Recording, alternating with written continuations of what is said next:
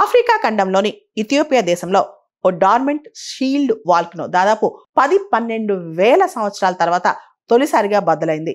ఈ భారీ విస్ఫోటం కారణంగా ఒక పెద్ద యాష్ క్లౌడ్ ఫామ్ అయిపోయిందనమాట. దాదాపు అంటే ఒక పెద్ద మేఘం, బూడిదతో కూడిన మేఘం అన్నమాట. బూడిద మేఘాలు అంటాం. యాష్ క్లౌడ్, చాలా పెద్ద యాష్ క్లౌడ్ ఫామ్ అయిపోయింది.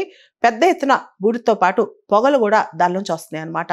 ఇథియోపియాలో బద్దలైన ఈ అగ్నిపర్వతంలోంచి ధూళి, దుమ్ము, బూడిద ఇదంతా కూడా దాదాపు 14 కిలోమీటర్ల పైకి లేసింది. ఆల్మోస్ట్ 1000 మీటర్ల ఎత్తుకు పైకి లేసింది అనమాట.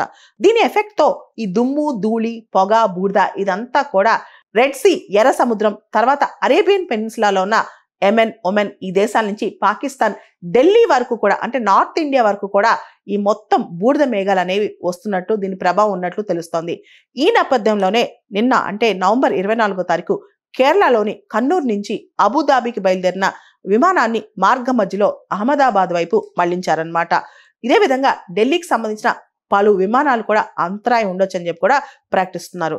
ఇథియోపియాలో దాదాపు 12,000 సంవత్సరాల తర్వాత పేలిన ఈ అగ్నిపర్వతం పేరు హేలీ గుబ్బి. ఈ అగ్నిపర్వతం అనేది ఇథియోపియాలోని అఫార్ ప్రాంతంలో ఉంది.